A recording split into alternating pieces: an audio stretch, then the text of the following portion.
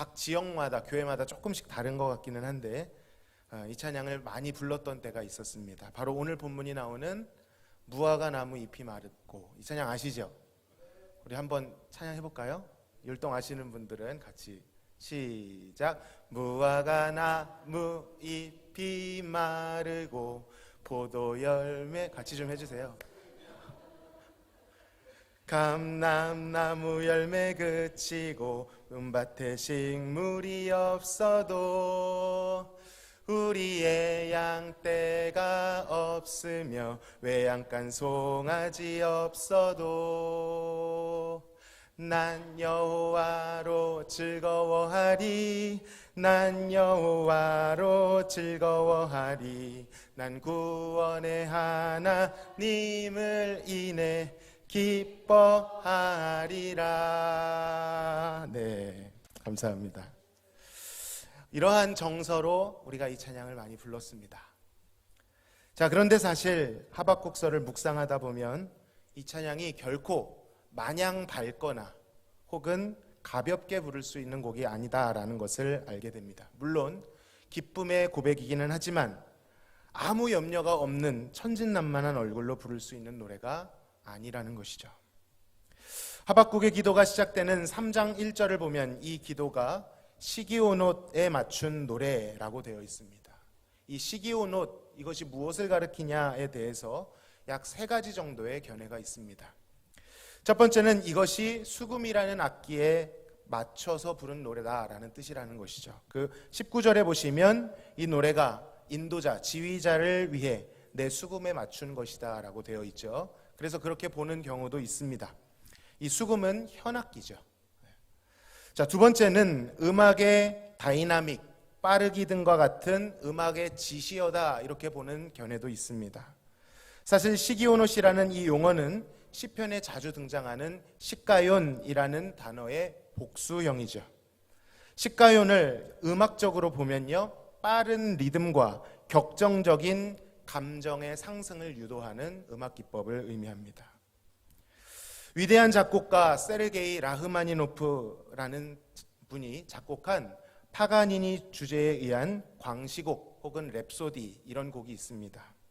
이 곡은 이탈리아의 천재 바이올리니스트 파가니니의 카프리스라고 하는, 이 카프리스는 이것도 광시곡이라는 뜻입니다.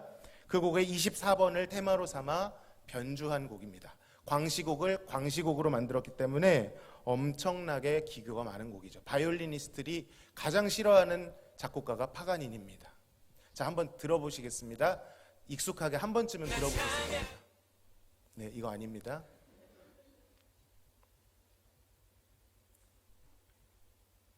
네, 제가 불러드리겠습니다. 네, 이겁니다.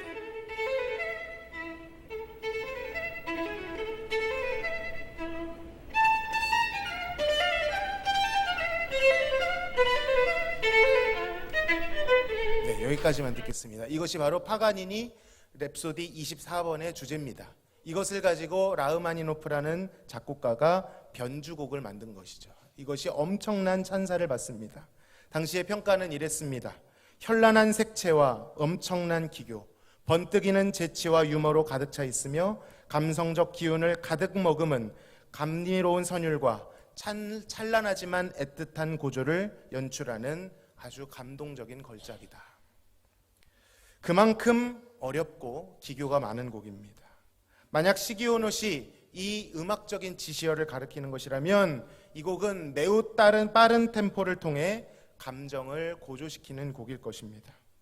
단순히 기쁨으로만 볼 수도 없고요, 그렇다고 슬픔으로만 볼 수도 없습니다. 무언가 입체적인 감정이 올라와서 그것을 발산하는, 터쳐내는 그런 곡이죠. 보통의 감정으로 부를 수 없는 곡이라는 뜻입니다.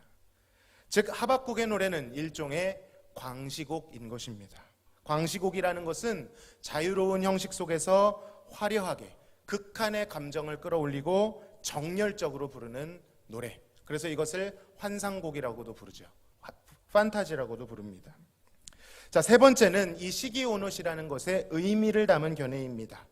아까 말했던 시기오노스의 단수형 시가요는 비탄의 시 혹은 잘못을 교정하고 돌이키는 교훈시라는 뜻도 있습니다. 시편 7편이 대표적입니다. 만약에 이 세 가지를 일리가 있다라고 가정할 때 적절히 고려한다면 이 곡은 현악기에 맞추어 부른 곡이면서 매우 빠르고 격정적인 템포와 운율에 맞추어 무언가를 깨닫고 간단하게 표현할 수 없는 터질 듯한 감정으로 부르는 노래가 되는 것입니다. 다른 건 다 몰라도 분명한 것은 매우 복합적이고 고조된 감정으로 부른다는 것은 분명하는 것이죠. 이를테면 이런 것입니다. 눈에서는 눈물이 흐르고 있는데 가슴에서는 기쁨이 터져 나오는 것이죠. 두렵고 떨리는데 마음 고요한 곳에서 평안함이 임하는 것입니다. 여러분, 우리도 이런 경험을 종종 하지 않습니까? 너무나도 어려운 상황에 두렵고 슬프고 낙심될 때 하나님 앞에서 기도하다 보면 어느 지점에서 팡 하고 터지는 지점이 있습니다. 주님이 주신 은혜를 경험할 때 우리 안에 기쁨과 은혜가 평안이 임하죠. 여러분, 바로 그 순간에 웃으십니까? 울으십니까? 은혜 받아서 하하하 웃으시나요? 은혜 받으면 주로 어떻게 하시죠? 웁니다. 여러분, 그것이 슬픔입니까? 아닙니다. 기쁨입니다. 감동입니다. 이런 것이죠. 모든 것을 쏟아내는 것 가운데 폭발적인 기쁨과 소망, 복합적인 감정이 임하는 것입니다.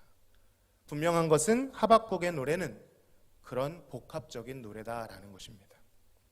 이 노래를 이해하기 위해서는 당시의 정황과 하박국의 질문에 대해서 이해해야 합니다. 사실 이 하박국은 알려진 것이 별로 없습니다. 분명한 것은 그가 남유다의 선지자였다는 것이고 그가 사역할 당시 남유다는 굉장히 어려운 상황이었다는 것입니다. 특히 남유다를 하나님 말씀으로 다스려야 했던 왕이 오히려 가장 앞서서 악을 행하고 백성들을 잘못된 길로 인도할 때였습니다.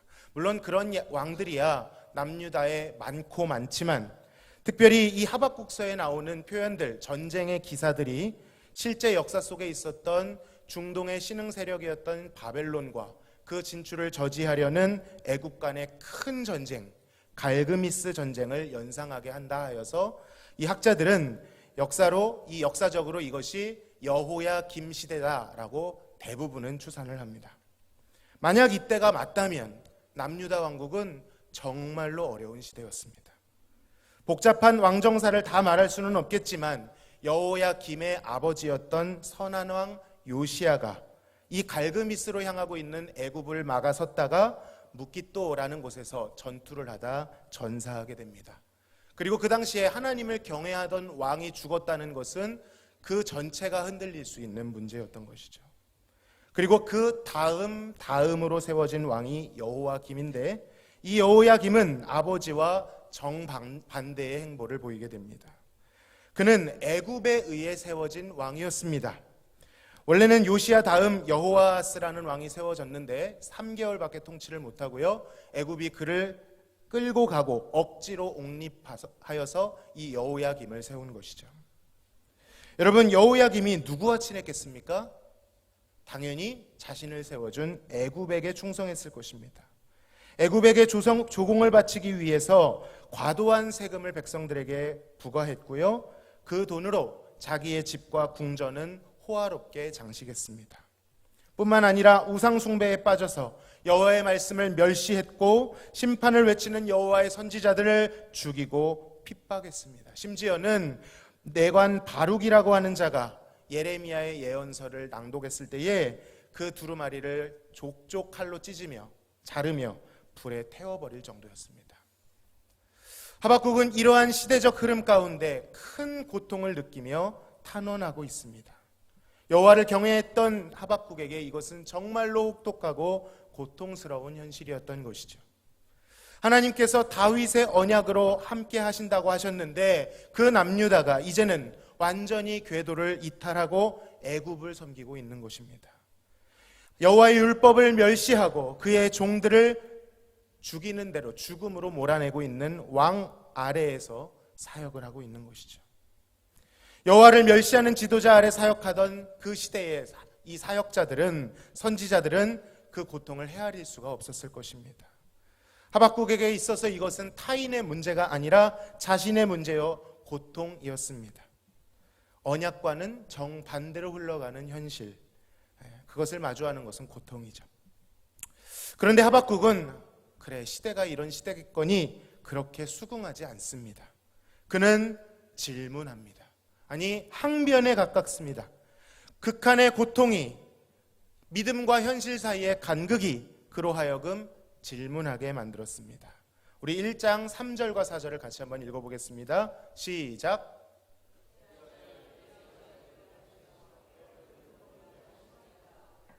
겁탈과 강포가 내 앞에 있고 변론과 분쟁이 일어났나이다. 율법이 해이하고 정의가 전혀 시행되지 못하오니 이는 악인이 의인을 애워쌌으므로 정의가 굽게 행하여 짐이니이다. 이 질문은 이런 것입니다. 하나님, 이 나라가 어떤 나라입니까? 하나님께서 택하신 다윗의 왕조인데 나라가 망조입니다. 지도자들은 율법을 팽개치고 여호와를 멸시하며 사리사욕에 눈이 멀어 백성들의 피를 빨아먹고 있습니다. 하나님, 그런데 왜 가만히 계십니까? 공의로우신 하나님께서 유다의 죄악을, 저 지도자들을 심판하셔야 하는 것 아닙니까? 라고 질문하는 것이죠. 여러분, 이것은 일종의 탄식이요 절규에 가깝습니다. 믿음과 다른 현실을 마주하게 되는 아주 혹독한 것이죠. 여러분, 우리도요 이러한 현실을 마주하게 될 때 마음 깊은 곳에서부터 의문점이 들기 시작합니다. 질문하게 되는 것이죠. 결국 이 질문은 하나님은 선하신가라는 내용입니다. 이러한 것을 신정론이라고 하죠. 하나님이 의로우신가, 하나님이 선하신가에 대한 그러한 질문입니다. 사실 이러한 질문은 욥도 했었습니다. 같은 신정론적인 질문이지만 하박국의 질문은 욥의 것과는 조금 다릅니다. 욥은 하나님을 경외하는 자에게 왜 이런 고난이 생기는 것입니까? 이렇게 질문했다면 하박국은 정반대편에서 저 악인들이 저렇게 오만방자하게 행하는데 왜 하나님 저들에게 심판이 임하지 않는 것입니까? 같은 본질 안에 있지만 다른 방향에서 하는 질문이었습니다. 하나님이 선하시다면 악인들이 저렇게 평안하게 살아도 되는 것인가? 라는 것이죠. 여러분, 어떻게 보면 이것은 불신 같아 보입니다. 하나님의 선하심을 믿지 못하는 것 아닌가, 항의하는 것 아닌가, 그렇게 생각할 수도 있습니다. 사실 그의 선조들도 종종 거칠게 질문했었죠. 왜 우리를 애굽에서 건져내어 이 광야에서 죽게 만드느냐, 이렇게 질문했습니다. 여러분, 그러나 이 선조들이 했던 질문은 정말로 하나님을 믿지 못했기 때문에 했던 질문이었지만 하박국이 지금 던지고 있는 질문은 그런 거친 것들과 다릅니다. 그는 오히려 하나님을 확실히 믿기 때문에 할 수 있는 질문이었던 것이죠. 우리는 이러한 질문이 겸손하게 그러나 용기 있게 우리의 삶 속에 나타나야 합니다.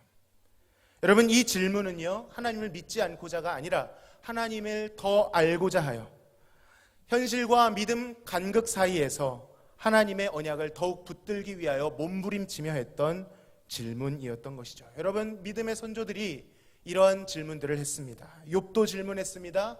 하박국도 질문했습니다. 다윗의 시편에 이런 질문들이 가득 차 있습니다. 심지어는 세례 요한도 예수님께 마태복음 11장에서 오실 이가 당신이오니까 내가 다른 일을 기다리오리까? 라고 질문했습니다. 하나님께서는 이러한 질문에 답해 주십니다. 1장 10절을 제가 읽습니다. 왕들이 멸시하며 방백을 조소하며 모든 견고한 성들을 비웃고 흉벽을 쌓아 그것을 점령할 것이라. 여러분, 사실 이 대답은 훨씬 더 긴데 시간상 한 절만 읽어드렸습니다. 하나님의 대답은 무엇이었을까요? 하나님은 과연 하박국이 믿는 대로 나타나셨을까요? 아니면 현실에 보이는 모습으로 그가 의심하는 그 모습대로 나타나셨을까요? 여러분, 그의 믿음대로 나타나신 줄로 믿습니다. 아니, 하박국이 알던 것보다, 그가 믿던 것보다 그 이상의 모습으로 나타나십니다. 하나님은 과연 악을 미워하시며 공의로 다스리시는 하나님이셨습니다. 여호와께서는 이미 하박국이 유다의 죄악을 안타까이 여기는 것 그 이상으로 그들의 죄악을 보고 계셨으며 가증스럽게 미워하고 계셨습니다. 그리고 유다를 심판하실 것이다 라고 약속하십니다. 자, 그런데 여기에 문제가 하나 있었습니다. 과연 하나님의 대답은 하박국이 예상한 대로 기대한 대로 된 것이 아니었습니다. 그 이상이었습니다. 하나님께서 유다를 심판하실 것인데 문제는 그 진노의 지팡이로서 누구를 사용하신다는 것이죠? 바벨론이라고 하는 제국을 사용하시겠다는 것입니다. 이전까지 가장 잔인하고 강포한 제국은 아수르였습니다. 그런데 바벨론은 이 아수르를 쓸어버린 그야말로 무시무시한 제국이었습니다. 1장에 보면 그들은 사납고 성급한 백성이고 자기의 소유가 아닌 거처들을 점령하는 갈대아인들이다. 그들의 군마는 표범보다 빠르고 저녁 이리보다 사나우며 마병은 먼 곳에서 빨리 달려오기를 먹이를 움키려 날아오는 독수리 같다, 이렇게 표현합니다. 하박국은 당황할 수밖에 없었습니다. 아니, 유다 종교 지도자들, 우상 숭배자들 분명 악하지만 그래도 그들은 남유다의 백성들 아닙니까? 그런데 바벨론은 그들에게는 이런 구분조차 없습니다. 여호와의 이름조차 알지 못합니다. 훨씬 더 악하고 강포한 자들이었습니다.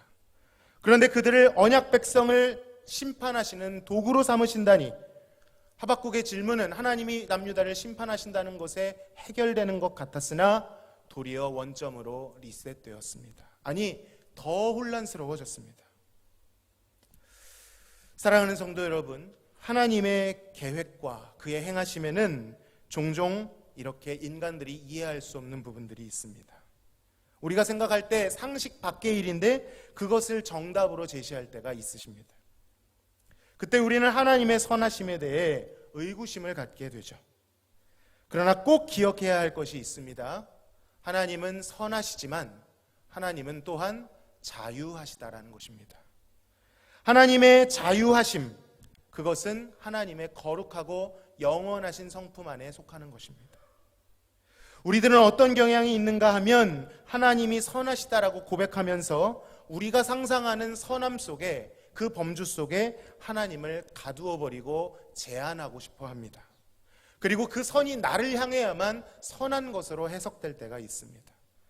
내가 선하게 생각하는 것들을 그것대로 하나님이 행해 주시기를 기대하죠. 선함을, 그 선이라고 하는 개념을 절대화시키는 것입니다. 하지만 엄연히 말하면 하나님이 선함에 속해 있으신 것이 아니라 하나님이 행하시는 모든 일이 선한 것인 줄로 믿으시기를 바랍니다. 하나님이 선 그 자체이십니다. 하나님은 우리가 정해놓고 가두어놓고 예상하는 그대로 행하시지 않으십니다. 하나님은 자유하십니다. 그의 영원하고 거룩한 성품대로, 자유하심대로 그의 선하신 뜻을 이루실 것입니다. 우리는 단지 그가 우리에게 알려주시는 만큼만 알 수 있습니다. 알려주시지 않은 부분, 경륜은 우리가 도무지 알 방법이 없습니다. 그러나 우리가 그것을 알지 못한다고 해서 하나님이 틀리신 것은 절대로 아니라는 것이죠.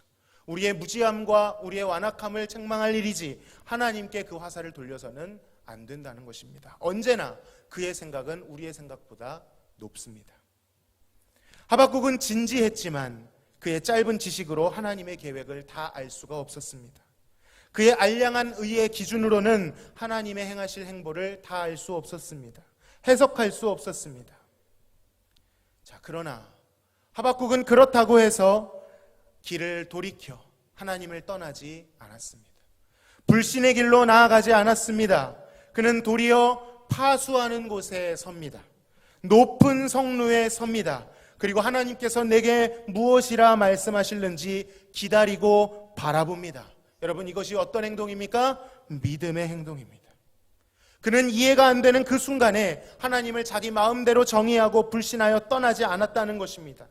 성루에 올라가 더 깊은 기도로, 더 깊은 질문으로 나아갔습니다. 겸손히 그의 응답을, 그의 뜻을 듣기를 간구하며 기다렸습니다. 우리도 우리의 삶에 이해할 수 없는 지점을 만나죠. 여러분, 그때에 우리 마음대로 하나님을 단정짓고 마치 우상을 대하듯이 그 신상을 깎아 만들지 마시기를 바랍니다. 우리는 그 순간 성루에 올라서 하나님이 우리에게 무엇이라 말씀하실는지를 겸손히 기다려야 할 줄로 믿습니다. 하나님께서는 이 질문에 또한 대답해 주십니다. 그 내용이 2장에 기록되어 있는데 다 읽을 수 없으므로 결론만 말씀드리겠습니다. 하나님은 교만하고 부정직하며 술을 즐기고 거짓되며 욕심을 키우는 그러한 자들을, 다른 자들의 재산을 빼앗으며 압제하고 노력하고 피를 흘리는 이 포악한 자들 역시 심판을 당할 것이다 라고 말씀합니다. 이들이 누구를 가리키는 것이죠? 바벨론을 가리키는 것입니다. 그들이 잠깐 전성기를 누리고 모두를 자신의 발 아래 두고 있는 것 같겠지만 그들 역시 하나님의 공의로운 심판을 피할 수 없다는 것입니다. 바벨론뿐이겠습니까? 여호와를 인정하지 않는 모든 악인들, 자신의 힘을 교만하게 의지하며 혹은 그 힘에 붙어서 기생해서 살아보려고 하는 모든 악인들을 뜻하는 것일 것입니다.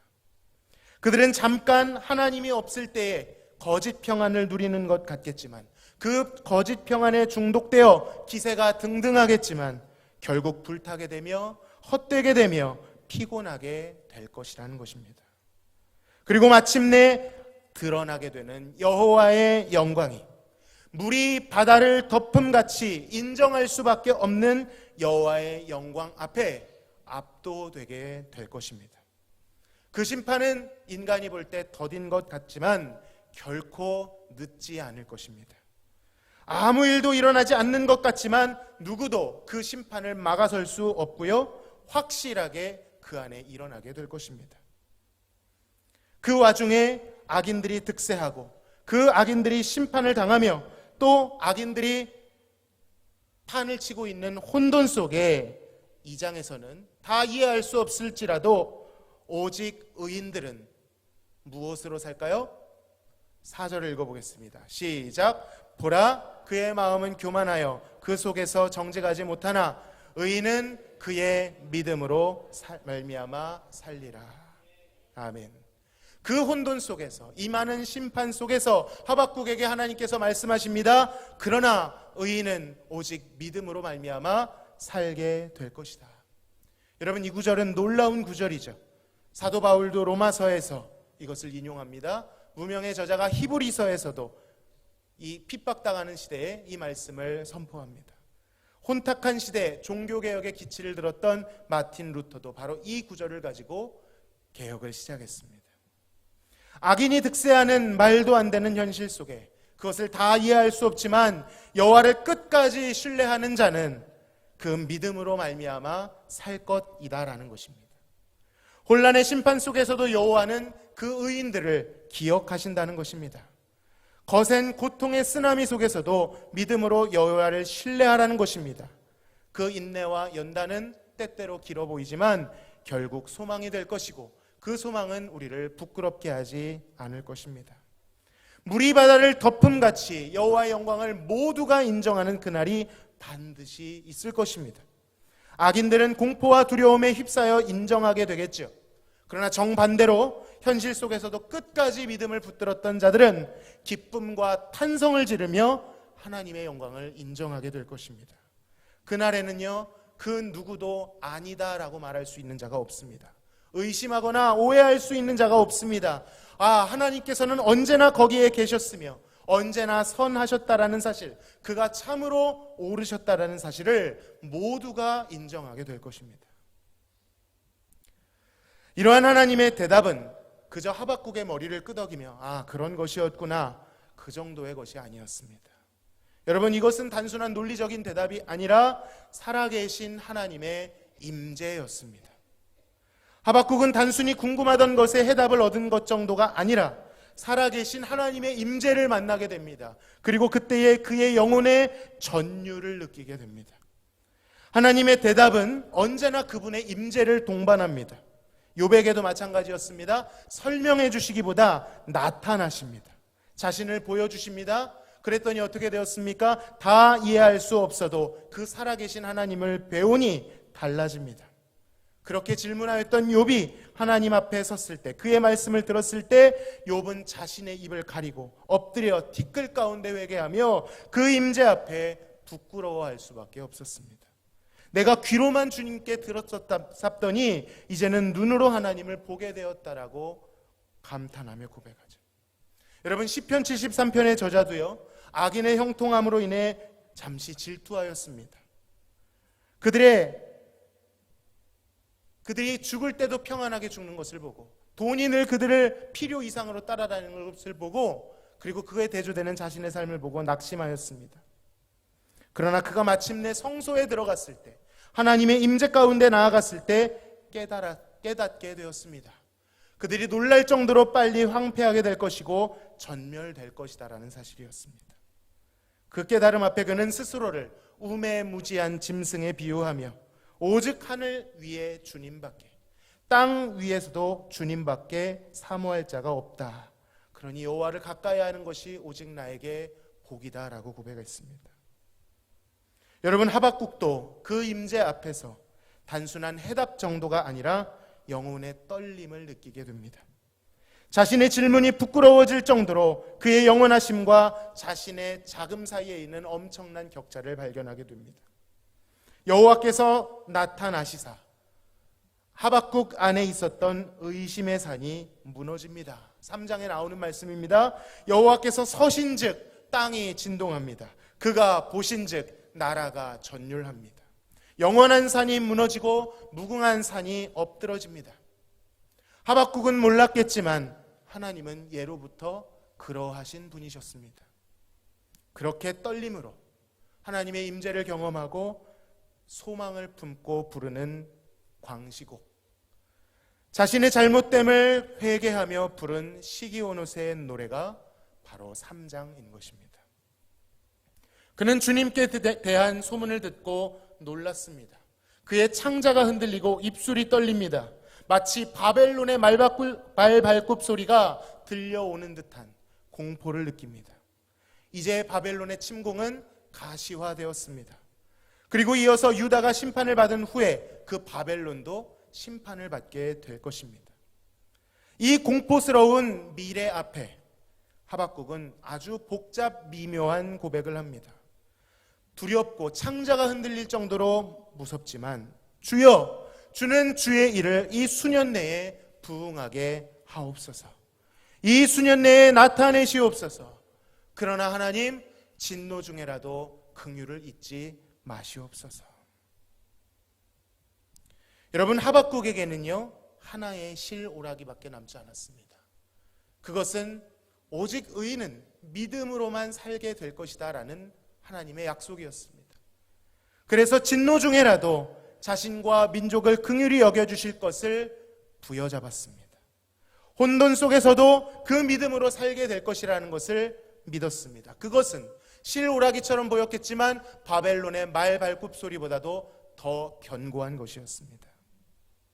그리고 그가 더 놀라운 노래를 하게 됩니다.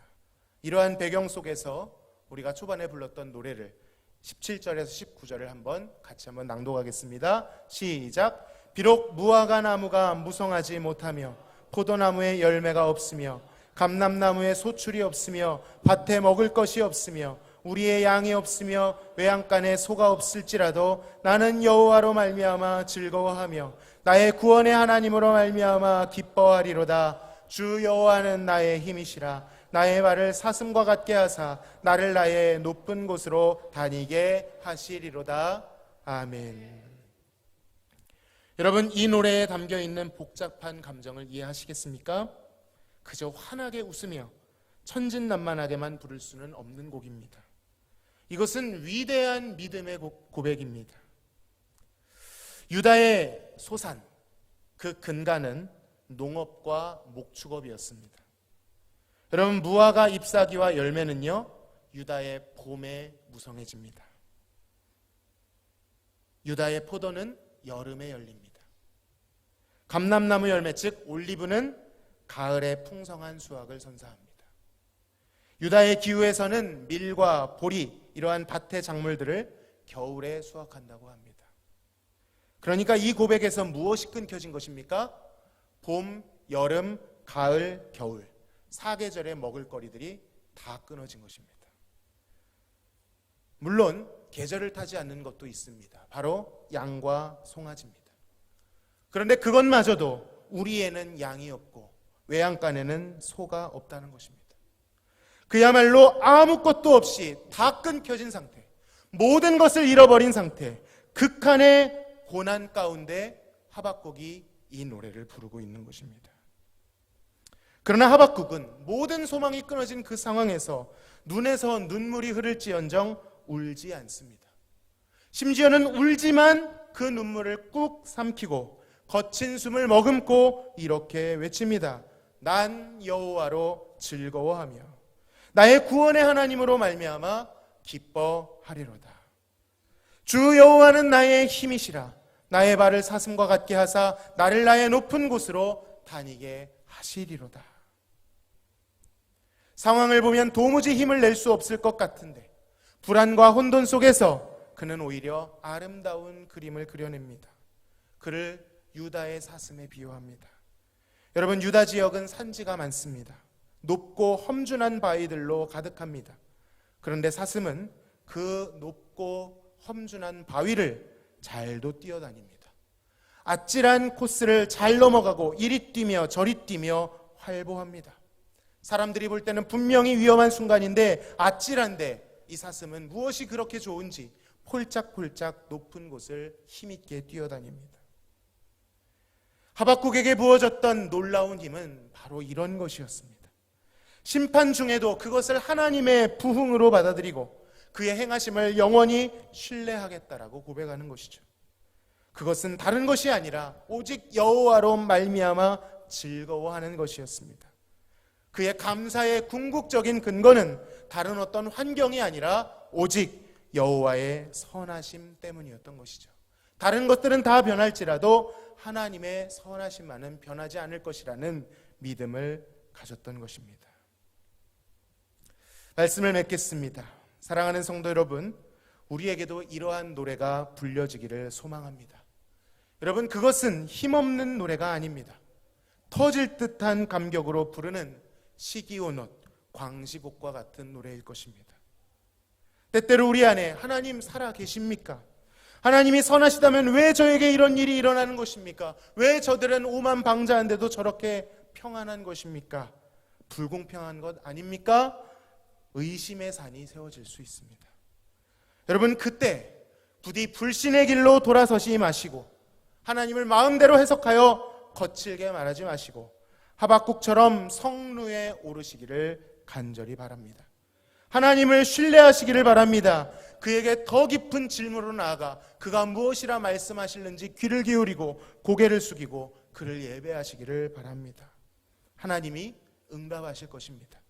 임재하실 것입니다. 그 살아계신 임재와 영원한 계획이 우리 안에 견고히 쌓여진 의심의 산을 진동케 하실 것입니다. 우리의 영혼을 전율케 하실 것입니다. 우리는 눈에서 눈물이 흐를지언정 눈물을 머금고 이 노래를 부를 수 있을 것입니다. 소망의 노래죠. 구원의 노래입니다.